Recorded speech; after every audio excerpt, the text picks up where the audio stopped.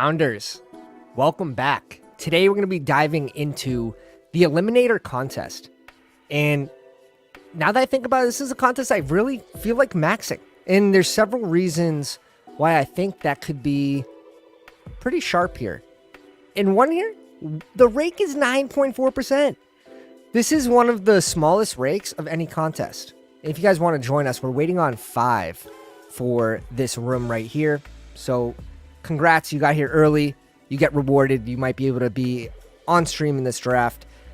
The fill is 48.7%. This is actually filling sneakily quick. And I wonder if we're going to get a Eliminator contest that is like a 10 max, 20 max down the road. Sort of like what we saw last year. I believe it was a $50 entry. And that contest was a large hit, in my opinion, for the first year releasing a contest like that. And then they release at the end of the season too. Bear with me, a little sick waking up, but we're getting right into it. Ben, welcome to the live stream. James, Smooth, maxing the Eliminator, this stream or false advertisement. Dude, I have like 36 done. I do have my exposures just showing the Eliminator contest. And this is bestballoverlay.com. Promo code all caps pounders for 33% off, brings it down to $20 a month. And I don't know how I would draft without this. I just have week 17 showing. And for this contest, and that's the nicest part of the customizability, is just like get rid of week 15, get rid of week 16. We don't need to see that for this contest because those advance rates are 50%. Week 17 is truly all that matters in this contest, as well as some of the lower advance rate weeks, which you should be aware of. Weeks 12 and weeks 14. A lot of teams on bye those weeks. But I've heard the argument, is it more plus EV to go heavier on those weeks because you're in the money? Some extent, I think there could be a very small edge there if you're worried about bankroll, stuff like that. There could be a small edge to increasing the amount of money you get back. But week 12, week 14, I try to keep it to under 4 players. It's 5 out of 9 advance those 2 weeks. CMC goes at 1. I think there's a big case for Amon-Ra over Jamar Chase and Jefferson in this contest specifically.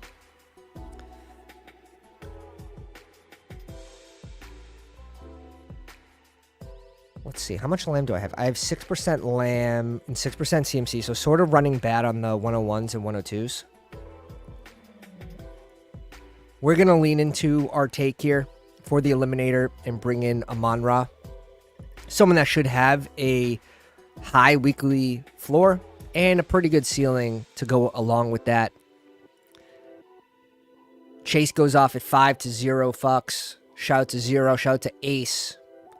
Shout out to Frank. Sneaks in the 12 spot. Frank. Hashtag always drafting. Just Shiesty in the 2 spot. Not sure if they're a pounder, but Hot Sauce looks familiar. We got a few pounders in this one. Bobby, what's up, my man? GM. Just missed it because of Adam. I have 36 done. I do think this is a contest that the edge is higher than people think. Not everyone is correlating for that week 17 matchup, and the field isn't that big. It gets down to like 115 seat final. The last 2 weeks, which are those typical like playoff weeks, are 50% advance rate, but there's no bye weeks, week 15 or 16. So 5 out of 10, 5 out of 10. There's no real need to focus those weeks like maybe you would do in BBM. So really balancing your portfolio. There's, I think, pluses to going, no double bye weeks through your first 4 picks, your first 5 picks. And then I think it's appetizing to try to advance maybe an Amon-Ra with like Jalen Waddle. Like Barkley. Someone that has the same bye week. Because of the low advance rate, you're going to get rid of a lot of those teams right away. Achan, bye week 6, Devonta Smith. So you can make the argument for both sides of it. I really could see it being minus EV from a, floor point, like get your money back standpoint. But if you could push that team through that heavy bye week, just know you probably shouldn't be bringing in too many players later that have that same bye week. If you're going to go 2 of the same bye week within the first 4 rounds. Haven't done the Eliminator just yet. Might have to. Oh my God, so fun. Honestly, this contest is, it's a lot of fun. It's one of the only contests that I'll draft on my phone. And mostly being a desktop drafter, laptop drafter for the overlay, this is one contest that we make that exception because we know the week 17 matchups, and you just become a bye week bro. You target those high floor plays, and we are off. Let's see what Zero wants to do here. He started with Jamar Chase. He goes Nico the Collins. I love Waddle here in this contest. Like, this is going to be a common start for me. Amon-Ra plus Waddle, in my opinion, is like near nutted, in my opinion. Tyreek, Mike Evans. We want to get these high weekly floor plays, and obviously we want to pad it with high ceiling as well. Those players that can spike in ahead of your early high floor, high ceiling players.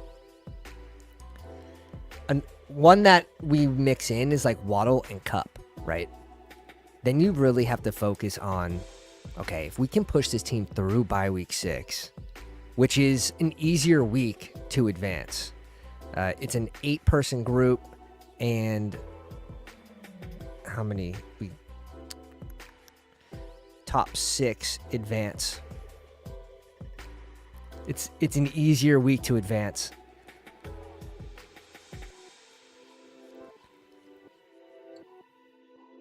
Let's see what Larry does here.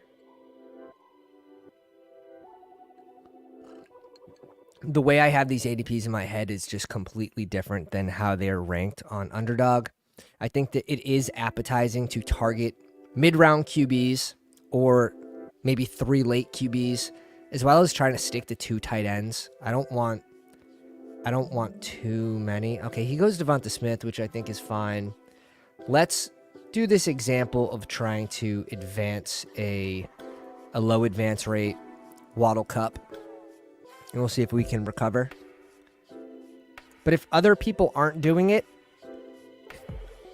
it might mean the reverse. It might mean you want to do it. Although this team has a very high likelihood of going out week 6, if you can get in that 6 of 8 advance, I mean, you're off to the races. You're off to the races. Ooh, a little Zero going. We got the wide receiver bros in the middle of the draft. Don't ruin it now. Pick 7. Don't ruin it. He ruined it. Of course he did. Of course he did. 3 receivers for the 3 hole. 4, 5, 6.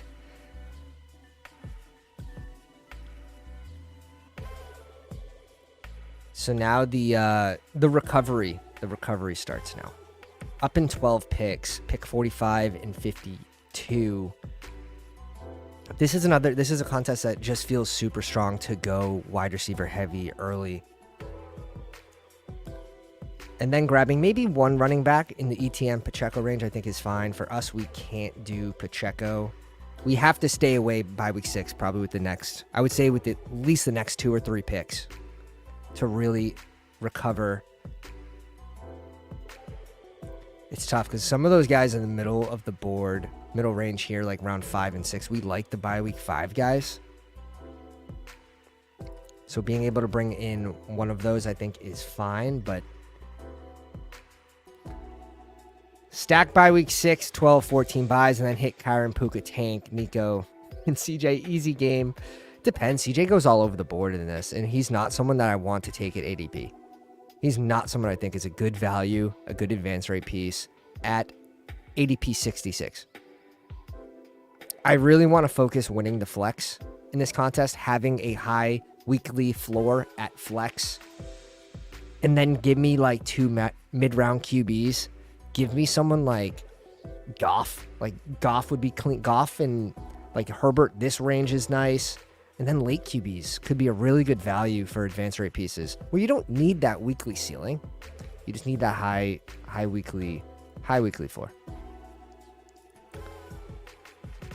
And a lot of this contest, it will come down to some pod luck. This is like the pod luck contest. It really is.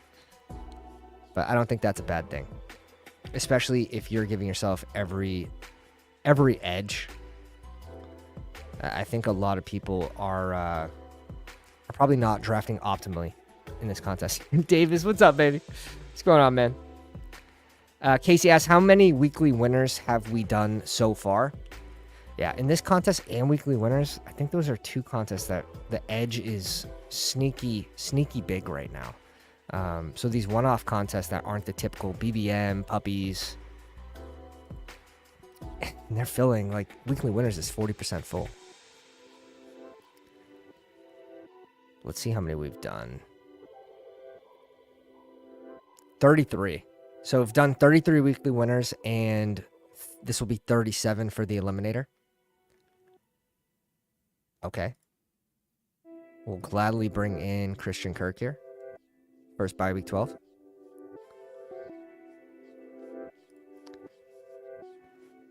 Larry. Drew still hitting the wide receivers. Zero still hitting the wide receivers. The 3-pounders at 3, 4, and 5. Playing by the same playbook here. 43 weekly winners. Yeah, I want more. It's just, how do you draft all these contests, you know? How do you draft them all? I definitely had more volume last year with Dante being very, very young. This year we're still at like 600 drafts. Like it's nothing to bat an eye at, I guess, but I don't think we'll reach 1,000. We're going to max BBM. We have 101 BBMs left. We want to get to at least 100 for the Eliminator. So we are behind the fill rate. We're going to have to pick this up, do several Eliminators. I'm just curious, do you guys like this contest? Do you guys like this from a content standpoint? Do you guys like this contest better than weekly winners? I think that's the poll we have out right now.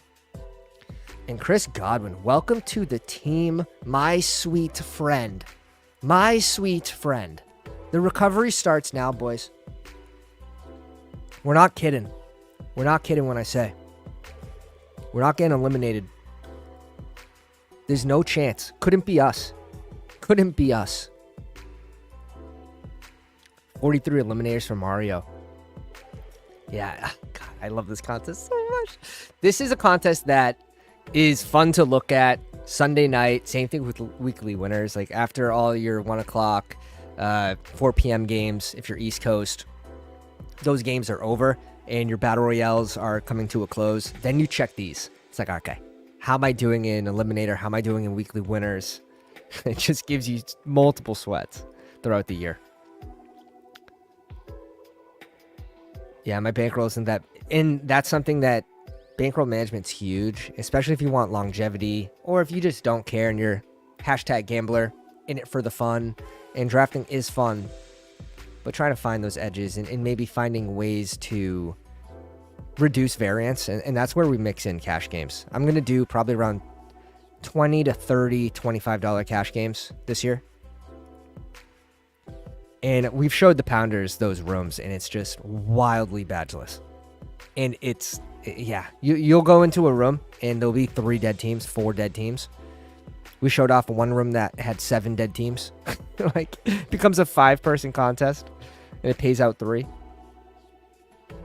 Oh, that's so sick. The little Eliminator, correct me if I'm wrong, was that a 20 max? 20 max $3 or $6 contest?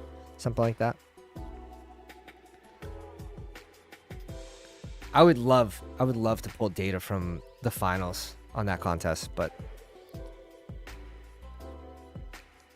how many QBs, roster construction, I would love to look into that, sort of like we did weekly winners. I would just need someone that made the finals. Weekly winners is fun, but I'm sick of fading Chiefs, Finns, Vikings, Rams. But love stacking Detroit, Dallas again. Of course. Detroit homer. We know. Deontay Johnson, a Eliminator ass pick, if you would. We're up in 7 picks. We'll see. This could just be receiver again. This could just be receiver. This could just be receiver.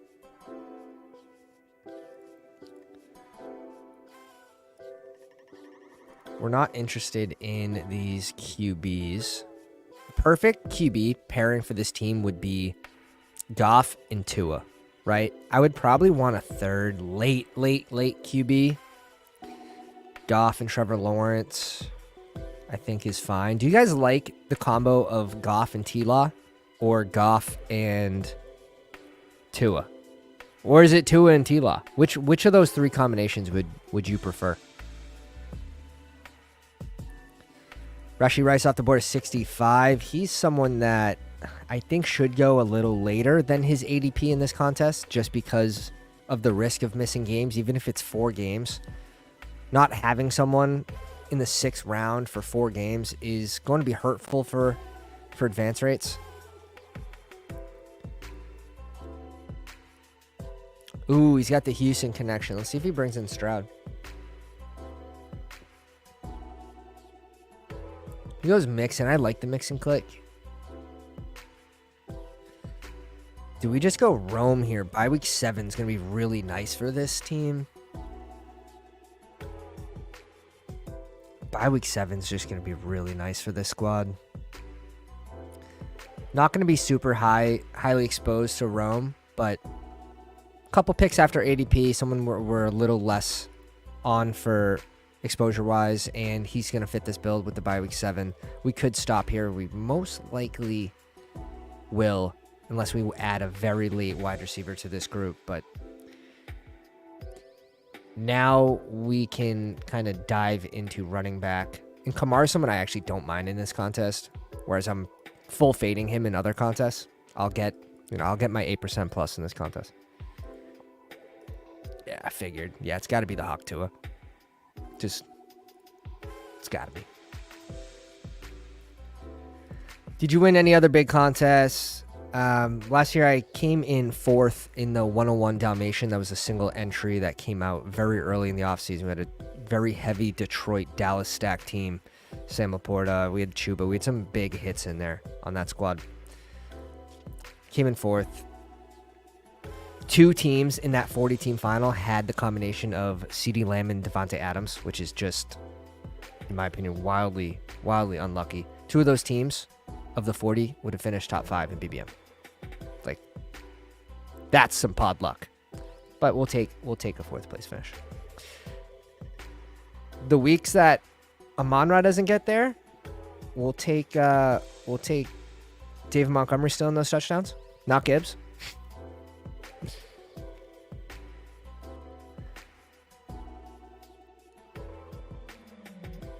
And double tapping RB here or going RB plus QB, tight end plus RB. We have a lot of options that I really like in these next four rounds, especially for this team, where I don't necessarily want to be grabbing these receivers in this range. Shaheed's going to be like a weekly winners type, best ball mania type guy.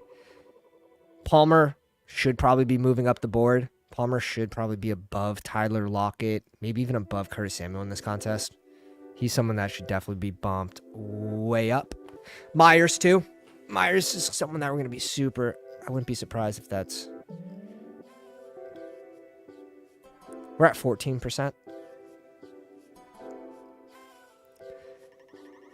I wouldn't mind more. I wouldn't mind more Myers. Yeah, you're seeing it go in and out. $5 contest. Okay, we can take a peek at that. Did you send it to my Twitter? Or did you send it to me on the Discord? I'm not seeing it. Moss off at 80 is a take. This team's going to have a tough time. This team's gonna have a tough time with week 1. He's got 1 active receiver.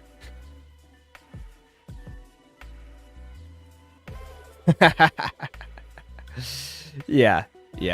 Especially in that wide receiver like desert. There's just no one there. Bumping up Palmer in this contest makes a ton of sense. Someone we're 22% on.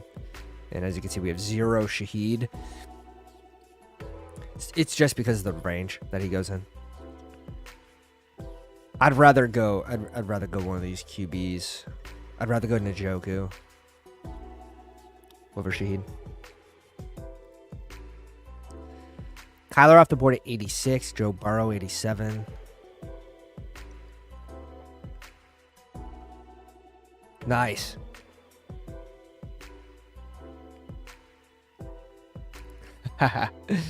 Morgan, I have the fix to your needs. This is an overlay on a business that my partner and I started, bestballoverlay.com. Promo code all caps pounders to bring it from $30 a month to $20. It's also going to come with multiple fun draft tools that'll help you digest your portfolio, as well as the overlay. So you can customize this to show week 15, 16, 17. It'll show your exposures. You can set it to whatever tournament you want to. So if you just want to see BBM exposures, which is what we do when we draft, this is just the Eliminator exposures. It's very, very useful. You have the dome game shown, and then you have the spreads of those playoff games, which update automatically. Let's see. Zamir or Bowers? This is such a Nick pick. This pick's for Nick, man. 2 teams after us need tight end.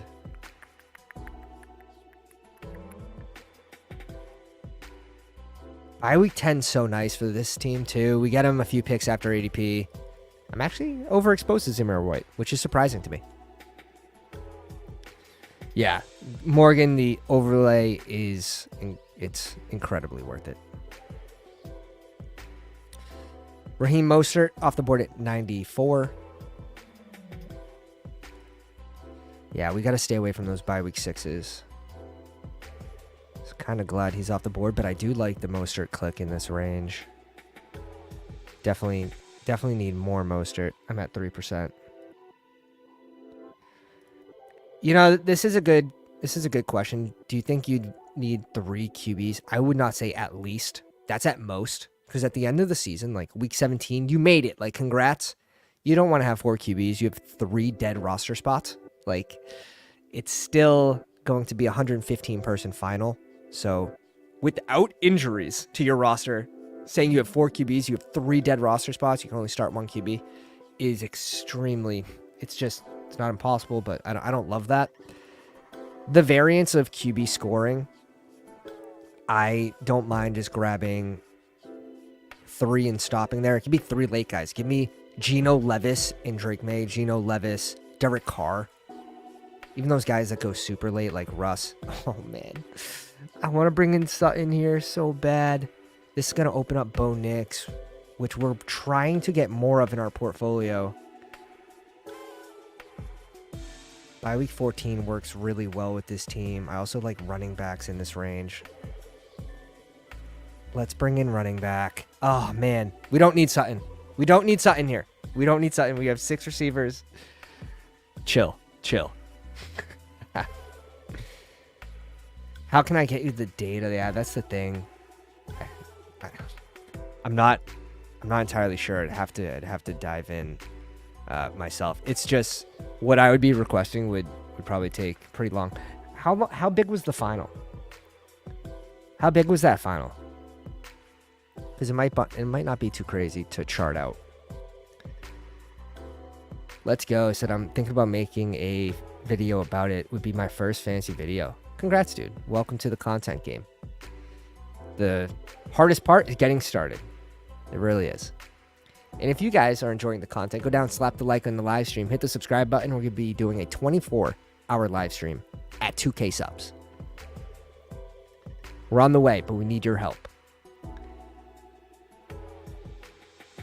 Yeah, exactly.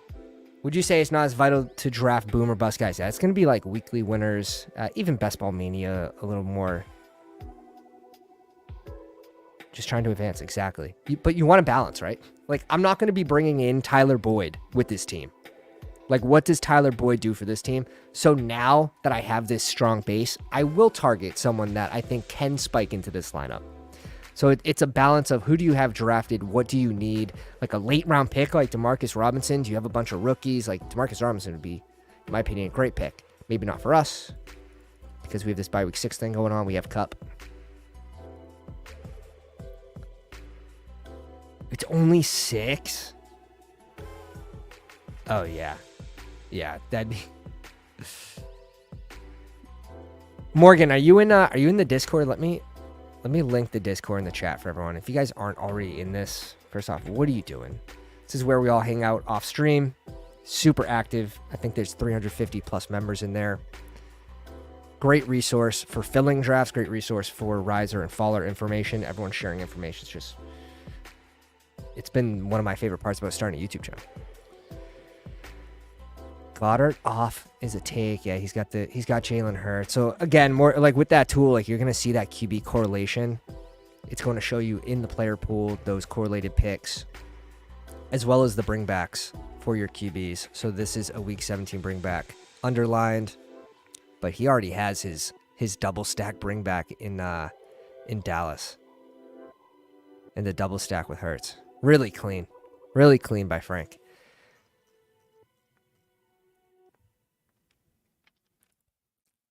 Great area for degens to be degens. Yeah, that is the Discord. That should be probably the motto. Sounds about right.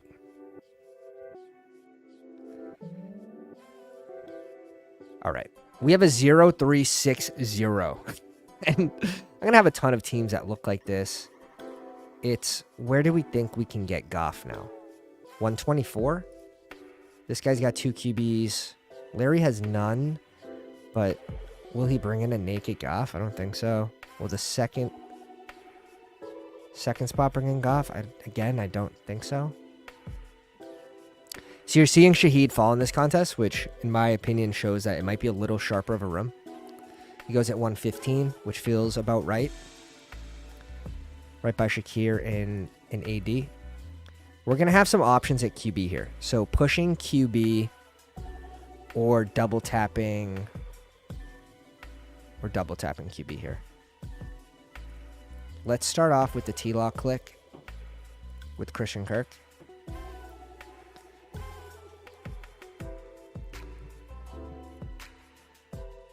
So we bring in our first correlated piece with T-Law and Kirk. We don't have the Tennessee bring back, but maybe a late round Chiggy. Even though he's not my favorite tight end, this probably has to be 2 tight end build at this point. Although there's 2 people I think I could pair and be fine with.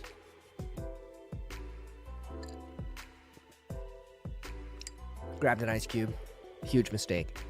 The Eliminator is not so vital to get 4 or 5 wide receivers. You know what? It depends where you think the value pockets are. And for me, I think I can kind of outdraft people in those middle rounds at running back. So I don't mind going heavy wide receiver because I think I can hit value pockets at running back. I think I can hit value pockets at QB.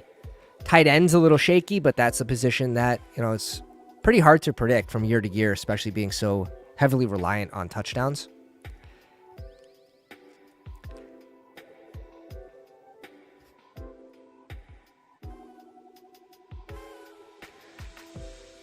Yeah, 155 team finalists. Yeah, exactly. So that $50 draft, you're going to draft that much, much different with the smaller pods each week, with the smaller final. You really don't care about correlation. You're basically playing that like a high floor cash game.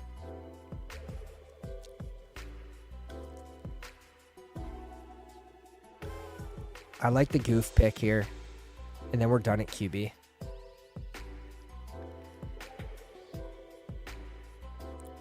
Drew brings in Keenan Allen, the Caleb stack. He has the week 17 bring back with K-Walk. Real nice. Real nice. All right. King of floor. We're gonna lean into these 2 guys. Unless Staffy falls. If Stafford falls to like this 170, 180 range, we can think about bringing in Staffy as well.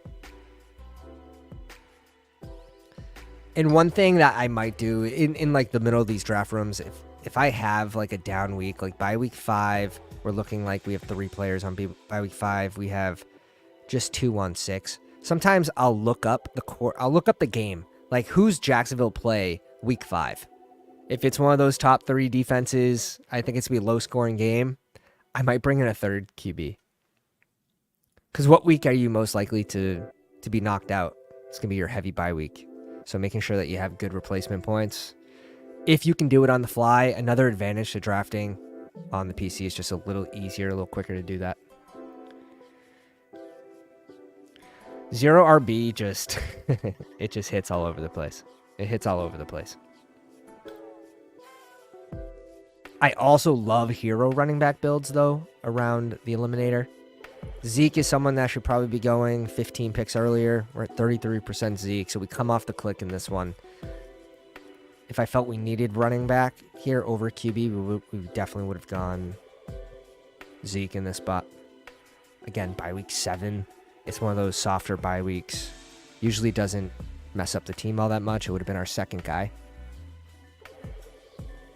So, yeah, I think you can start with 2 early picks with the same bye week, but you do have to be conscious the rest of the draft. We're going to attempt, and then I'll name this team. I'll name this team, like, Survive Week 6. So I'll go in and I'll look. Probably that's when it loses week 2. Is just punting the tight end slot the way to go in general? I think so. I think so. I'm entering tight end a lot in the Pat Frymuth range.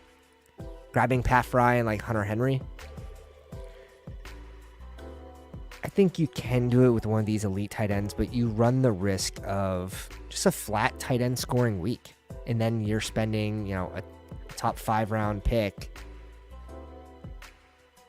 It can work, but they have to hit.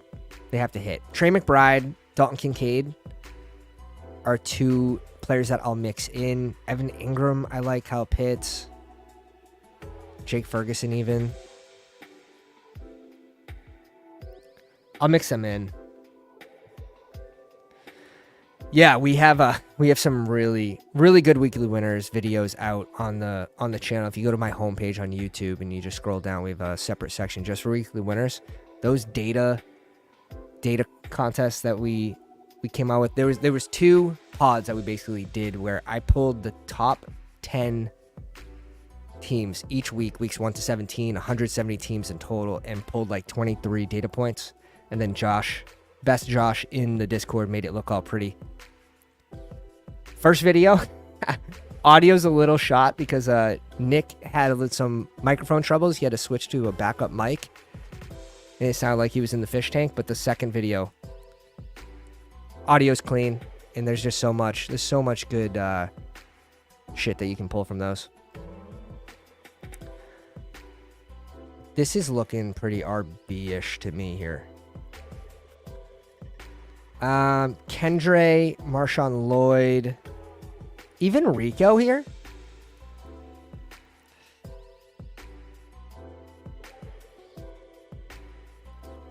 Do we leverage our Zeke teams with Rico by week 7? Have so much Zeke, so let's take the other side of it.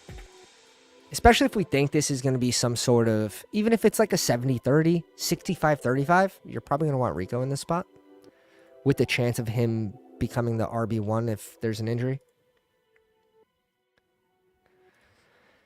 Yeah, 3 tight ends. It depends. What's that third tight end giving you? Like points over replacement. Like if one tight end scoring 6, one scoring 4. It depends what the 3 tight ends are and the price. I'm not opposed to doing 3 tight end builds. I like 3 QB. I think you definitely can find builds that are appetizing with 3 tight ends. It's just price conscious. And are we winning the flex on that team anyways? I think we have to double tap RB in this range. Give us one of Miller or Lloyd. Please. One of.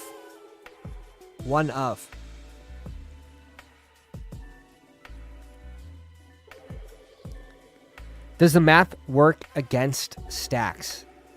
that it becomes too hard to progress during their buys. It depends how many you have, right?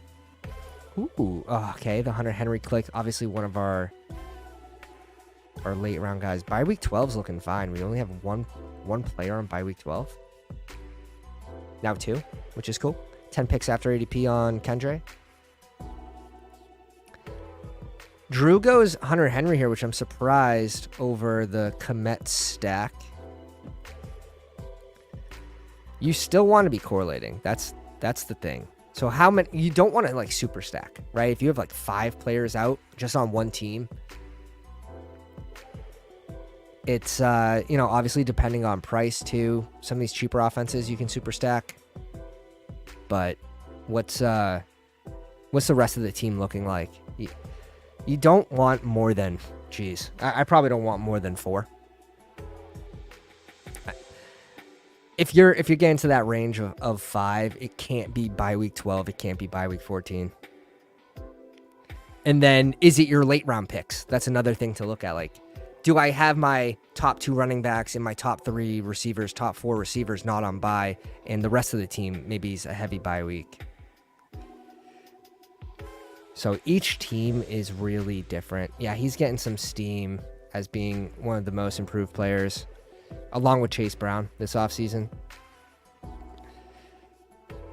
We'll see. It's going to be a battle between him and Burton. You're likely going to see a mix of both unless one emerges completely over the other one. You could see a mix of both for the whole season. Yeah, this is standard. This is just a really good, this is a good starting point for people that are new to best ball, the 2-6-8-2. Easiest to balance, which is why it has the best advance rates. It's also one of the more common builds.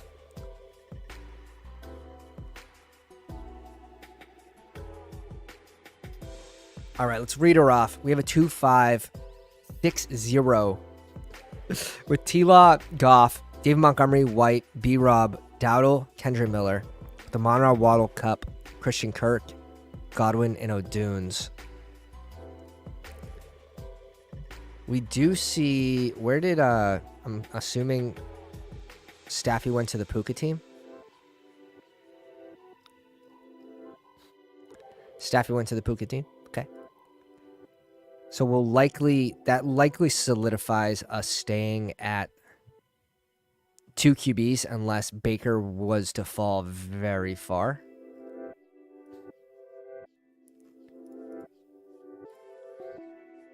These savages, man. These savages. Antonio Gibson's a great click in this contest. 2-2-8-1. Fuck us, huh? Yeah, of course you don't need running back. Like, why would you click running back? Why would you click running back? Do we need a tight end here? Yeah, I would say so. Jesus. Definitely wanted Fant there as our tight end 1, but dude's just leaning into Pacheco Swift. It's really tough to recover. Like, needing 3 running backs in these rounds, it's very tough to get just consistent production, like guaranteed consistent production. That's where we have David Montgomery, Zamir, Brian Robinson. We have 3 running backs that are projected to be the starters for their team. Obviously, David Montgomery, there's going to be a good mix of Gibbs, but this offense just being in the red zone so often, having a great O-line, we know David Montgomery is going to get his. And he's a decent floor option. That's likely touchdown dependent.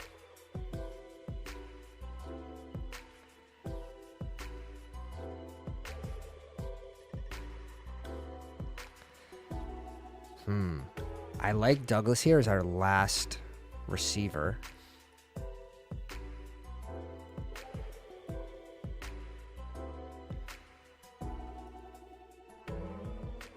I think we might need to bring up Jonnu, though.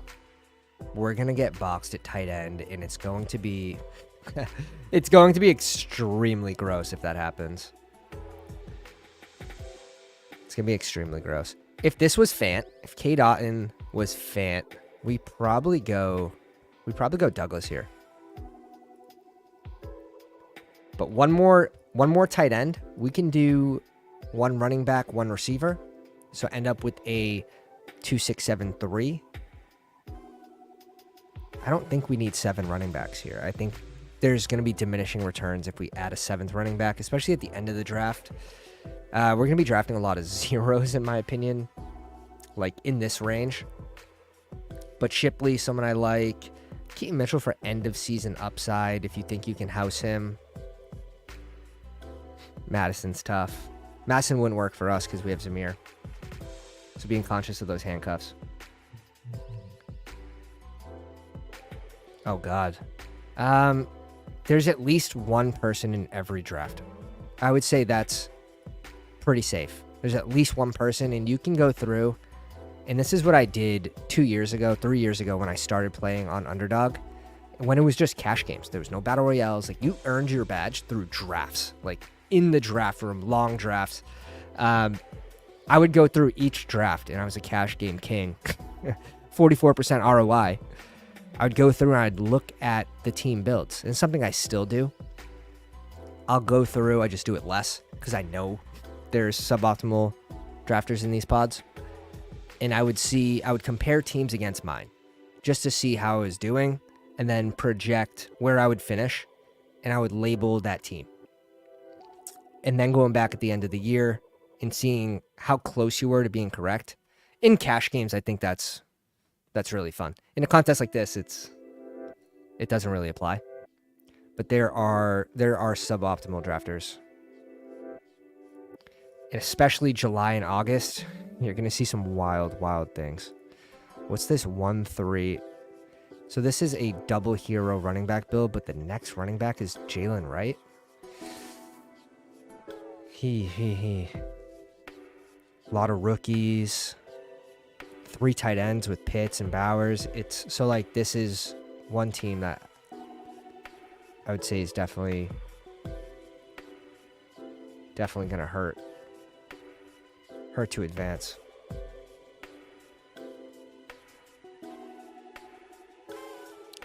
Yeah.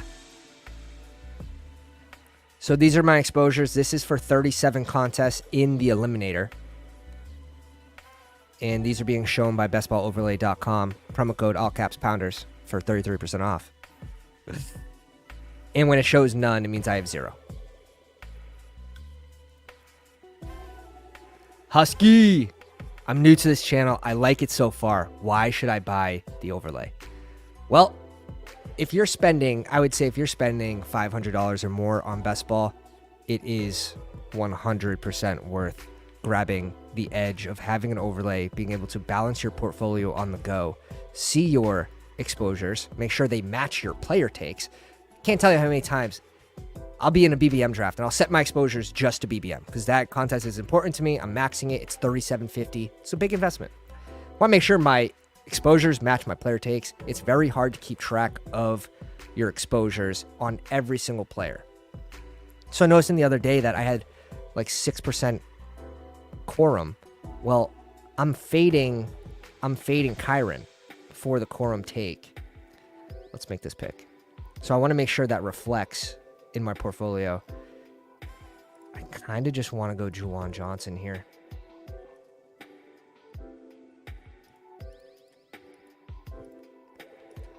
We're going Rashawn first. And then on top of that, you get the playoff matchups. You can show week 15, 16, and 17. Right now I have it on 17 because this is the Eliminator, and week 15 and 16 are just 50% advance rates, 5 out of 10. It doesn't really do anything for you. So just showing week 17 in this contest, it quickly shows your correlation in parentheses with your QB. QB1 is in green. It shows the bring back players underlined for a quick identification. So it's going to show Bigsby's a stacking partner with T-Law. That's in parentheses. Boyd will be underlined. Here you go. You have a Isaac Garendo bring back in this Jared Goff Detroit San Fran game. It's just quick identification. On top of that, you have draft tools that help you balance your portfolio. There's just so much to it. There's so much to it. 0 cancellations in the first month. We've had about 50 signups. So a lot of people are happy with it. I'm happy with it. I can't draft without it now. Frank says, head of PR, Frank, if you want to get rich, we are not guaranteeing you will get rich. But yes, overlay probably give you an edge in the draft room. Yeah, my partner Josh and I, Josh is a coder. He is also a Bestball sharp in the NBA streets, and he mixes in NFL as well. But we've been building this for like 18 months, so this isn't like a rush release. Very well thought out. Everything is a final product that you're getting. Who do we want here? Hyatt?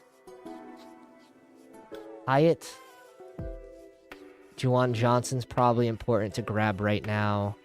Let's go Juwan Johnson. Let's lean into him not missing 6 weeks of the season. Captain Osmo says, I buy nothing. I was the same way with overlays, but I liked how clean this looked, how easy it made it to draft, and being able to see the exposures where I'm investing probably around 8,000 this year into Bestball. It's going to be worth, you know, the $60 to 3 months. I'll show you the website. So if you go to bestballoverlay.com, you sign up, you get your payment plan. The instructions, there's a 1-minute video on how to install. Very clean. Mac is a minute. Uploading your exposures, super easy. You can analyze your team. So you download your CSV from Underdog. You put it in here. It's going to show you your closing line value on every single team you've drafted. This one's plus 50. You click on that. It'll show you where you drafted that player, what their current ADP is today on Underdog, and then the total CLV, lost and gained for each player, and then the total for the team for every single draft you've done. Very fun to go back to the big board. Shout out to Nick. Had a team that was plus 399.5. We're not rounding it up. It's not 400. It's not 400. I wonder if it's updated to 400. We'll have to reach out to him. But that's a lot of fun to look at. You can also plug in, like, let's say we start our draft with Christian McCaffrey. I'll do this through the first 3 rounds of BBM just to make sure I'm getting different combinations. Oh, this is going to be Eliminator. So there's like 30 teams. So I'll go to Christian McCaffrey, and then I'll look at my combinations. Well, I have 100% Devonta Smith with those 2 teams. So on the 3rd team, I guarantee you I will avoid the Devonta Smith click just to get a different combination for my portfolio. You can set this to different tournaments. So this is just the Eliminator CSV. If I go back and I upload a different CSV, you can set it to whatever tournament you want. High stakes, just best ball. And it's just something that's a really nice tool for your exposures, and the graphs coming soon are just going to be insane.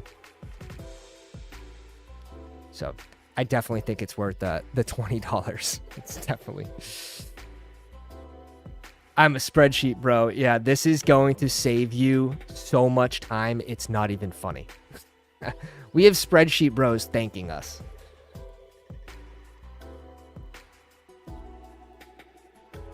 Yeah, it doesn't make picks for you. I'm also worried about some of the better players, big streamers, data farming.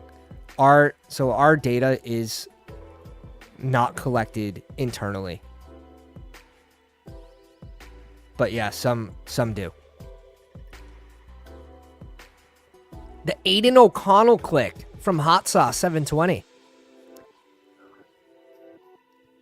You know, like, data's released at the end of the year anyway, so it's not like it's too huge of a deal anyways. We know, you can sort of guess at what extent are people in this range bringing in, let's say, Diggs. You know, Diggs now, in the current ADP world where Diggs has fallen, a new contest open, what percent of people are bringing Diggs up to the CMC spot? It's probably lower. We can make that inference already without having the numbers. We have a 2663. I think a Khalif Raymond click here could be fun. By week 5 isn't overly high. We could also do Greg Dortch. I think Dortch makes a lot of sense for this team. Jalen Tolbert by week 7. We have a few. No one that really costs too much.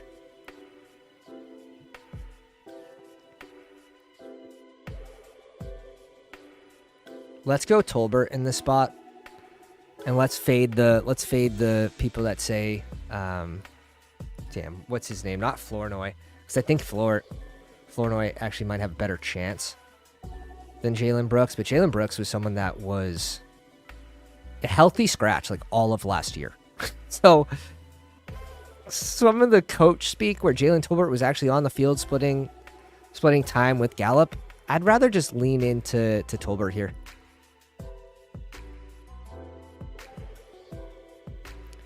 Yeah, so there's already people that are using some of this information. Like they can pull, for example, they can pull the data from last year BBM, how many drafts you did, and they can show that to see if you are someone that has experience in BBM, if you're a 150 maxer, all that. And Underdog releases the data, which I think is a good thing. It makes it very transparent. But yeah, it's really, are you going to sit there and be worried about how people will use the data, or should we be more worried about how can I grab every single edge I can when I'm investing a certain amount of money into Bestball? That's what's going to be most important to me, where edges are becoming thinner and thinner with more people looking at content, watching content, having rankings that are pretty efficient. How do we grab every small edge in a year that a lot of people are making these week 16 50-50 coin flips? Like when we don't have week 17 correlation, we don't have a player take that is overly strong on two players. If I have a week 16 correlated pick and it shows me right there, and especially in those 15-second clocks, makes it so easy to see and decide. And I'm someone that does like to balance their portfolio. I'm going to have strong player takes. Obviously, we have like 38% Rashawn Johnson amongst other players. But Frank with the gifted Memby, I appreciate you, Frank. Shout out to Daniel Selva. He grabs the W there. If you guys are interested in the overlay, again, link is in the pinned comments. It's in the description of the video. Promo code all caps Pounders. Grab that edge while you still can, and I'll catch you guys on the next one. Have a nice day, Pounders.